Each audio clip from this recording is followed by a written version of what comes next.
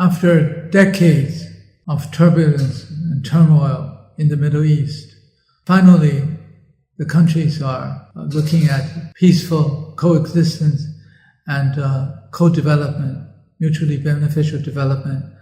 And much of it is under the auspices of the Belt and Road Initiative.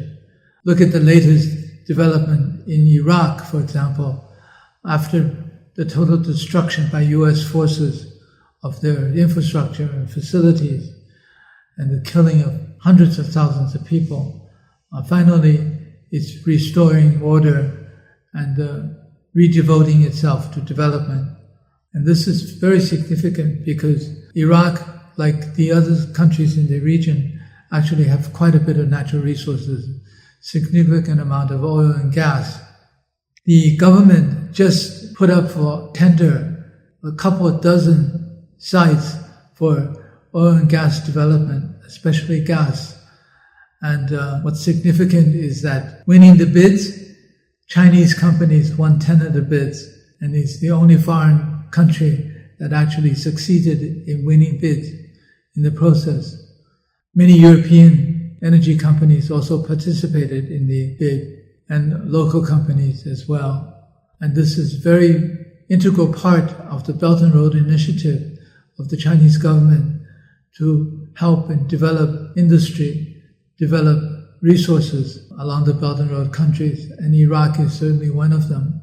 And in addition to these, there have been many projects, hospitals and schools and so on, which have been under construction in Iraq after the devastation of the Iraq War. And much of this is also done by Chinese companies, again, as part of the Belt and Road Initiative. Just in Iraq alone, we can see the destruction wreaked havoc on Iraq by the U.S. forces, by the American invaders. The rebuilding effort is by China. China is not out there to wear and tear everything down. China is out there to build, to construct, to improve the livelihood of the people.